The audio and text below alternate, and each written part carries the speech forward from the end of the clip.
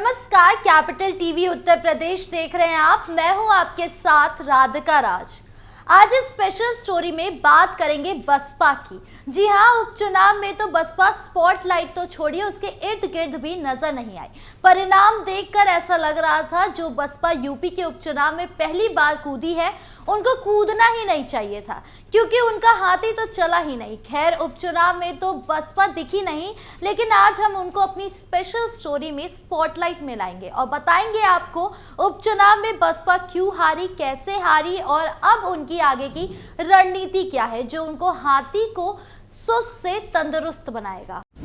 दलित मुस्लिम जाति समीकरण। यूपी की 9 विधानसभा सीटों पर उपचुनाव की तस्वीरें साफ हो गई हैं, जिसके बाद सभी पार्टी एक के बाद एक बैठक कर रही है और मंथन कर रही है कि जिन सीटों पर वो नहीं जीती उसका कारण क्या हो सकता है और आगे उसमें क्या किया जाए कि आने वाले चुनाव में वो इस सीट पर बेहतर प्रदर्शन कर सके। ये भाजपा ने भी किया, सपा ने भी किया और अब इसी क्रम में बसपा भी करी है। मैंने जैसे कि कहा था कि बसपा का हाथी सुस्त है, इसीलिए उपचुनाव के बाद अब जाकर बसपा मंथन कर रही है। दरअसल उत्तर प्रदेश की सियासत में दलित मुस्लिम प्रयोग सियासी परवान नहीं चढ़ पा रहा है। सूबे के 9 विधानसभा सीटों पर उपचुनाव में बसपा प्रमुख मायावती से लेकर सपा अध्यक्ष अखिलेश यादव और आजाद समाज के प्रमुख चंद्रशेखर आजाद ने दलित मुस्लिम समीकरण पर दांव चला था, लेकिन बीजेपी की सोशल इंजीनियरिंग के सामने पस्त नजर आया। इससे पहले 2022 के विधानसभा चुनाव और 2024 के लोकसभा चुनाव में भी मायावती ने दलित मुस्लिम का फॉर्मूला चला था, लेकिन बसपा को सियासी संजीवनी नहीं दे सका। सवाल उठता है कि यूपी में दलित मुस्लिम समीकरण जीत के लिए ट्रम्प कार्ड साबित। यूपी में चुनाव अपने खिसकते हुए सियासी जनाधार को वापस हासिल करने के लिए बसपा प्रमुख मायावती दलित मुस्लिम समीकरण के सहारे उपचुनाव में मीरापुर और कुंदर की सीट जीतने का ताना बाना बुना था। इसके लिए दोनों ही सीटों पर बसपा ने मुस्लिम प्रत्याशी उतारे थे। इसी तरह नगीना से सांसद बने चंद्रशेखर आजाद ने भी अपनी आजाद समाज पार्टी से मीरापुर और कुंदर की सीट पर मुस्लिम को टिकट दिया था। यानी सभी पार्टियों ने दलित मुस्लिम पर दांव खेला था जिससे वो जीत सके, पर परिणाम ने यह बयान कर दिया है कि अब दलित की देवी का दलित कार्ड भी काम नहीं कर रहा है। यूपी चुनाव के परिणाम। इसमें कोई दोहराई नहीं है कि इस उत्तर प्रदेश विधानसभा चुनाव में सबसे बड़ा झटका बसपा को लगा है। सूबे की 9 सीटों में से 6 सीट पर बसपा प्रत्याशियों की जमानत जब्त हो गई है। यही नहीं, पश्चिम यूपी की सीटों पर बसपा से ज्यादा चंद्रशेखर आजाद की पार्टी के उम्मीदवारों को वोट मिले हैं। एक के बाद एक चुनाव में मिल रही करारी हार और खिसकते दलित जनाधार ने बसपा की सियासी टेंशन बढ़ा दी है। ऐसे में मायावती जल्द ही कुछ अहम कदम उठा सकती है, जिसमें संगठन में बड़े फेरबदल और गठबंधन की राह पर लौटने का फैसला हो सकता है, क्योंकि यूपी उपचुनाव की 9 में से 6 सीट बीजेपी, 1 सीट आरएलडी और 2 सीट सपा ने जीती है। सपा को 2 सीटों का नुकसान तो बीजेपी को 3 सीट का फायदा मिला है। बसपा एक भी सीट जीतना दूर की बात 2022 के बराबर वोट भी नहीं पा सकी।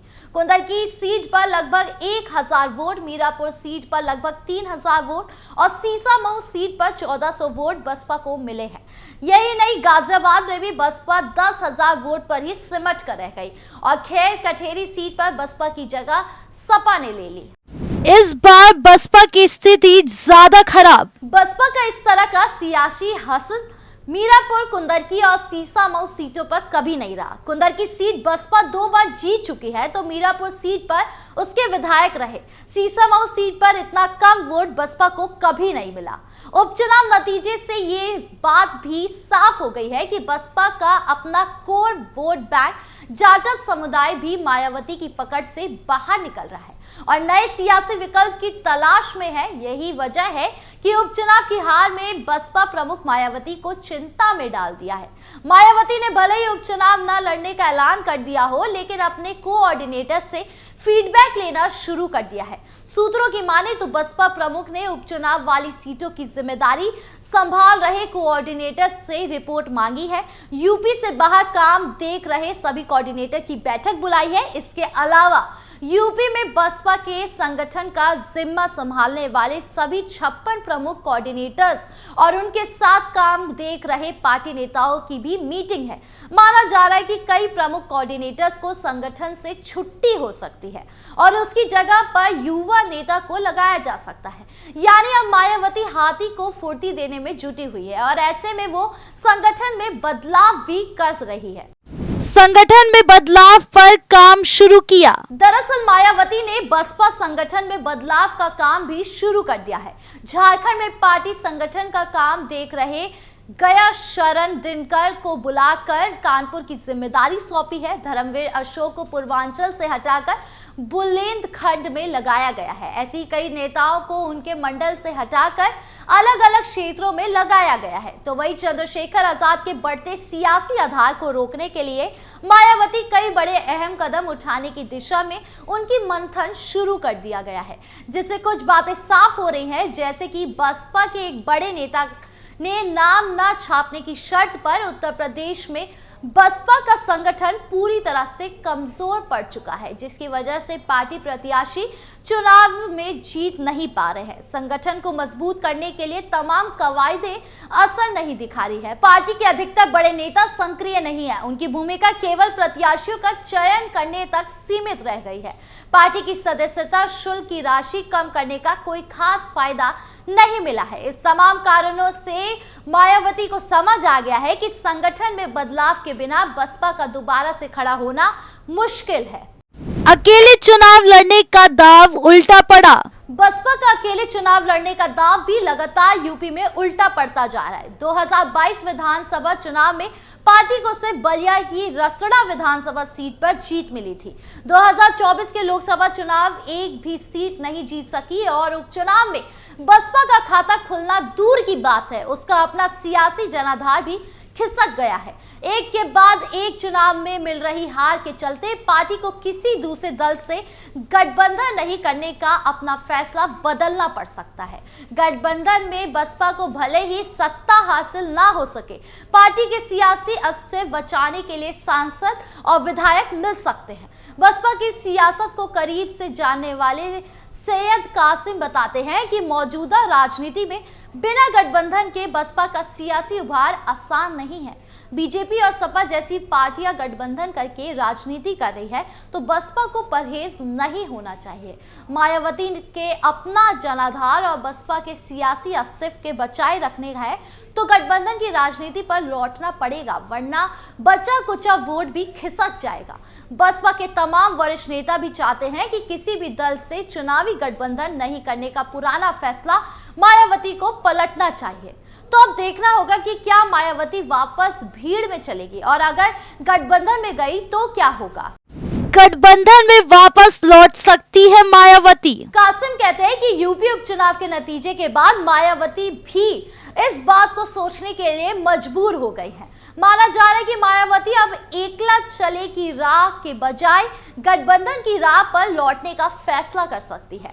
उत्तर प्रदेश में विधानसभा चुनाव 2027 में है, लेकिन उससे पहले दिल्ली और बिहार में चुनाव होने हैं। बसपा बिहार के 2021 चुनाव में गठबंधन के तहत चुनाव लड़ी थी और एक सीट जीतने में कामयाब रही थी। बिहार उपचुनाव में बसपा एक सीट पर काफी अच्छा चुनाव लड़ी है। बसपा को गठबंधन की राजनीति करना तो किसी छोटे दलों के बजाय बड़े दलों के साथ मिलकर चुनाव लड़ने की दिशा में मायावती को कदम उठाना होगा, क्योंकि बिहार और यूपी दोनों की जगह दो मजबूत गठबंधन है।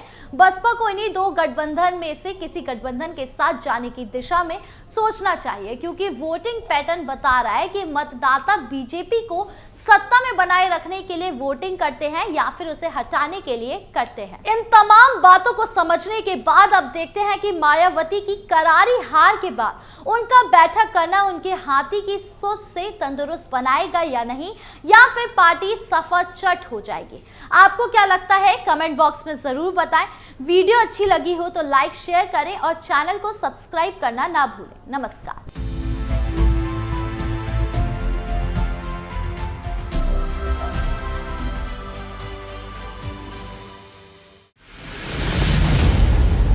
मैं राजनीति करता नहीं, पर राजनीति को बहुत गहरे तक समझता हूं। मैं लोगों के बीच रहता हूं, लोगों के मन को अच्छे से जानता हूं।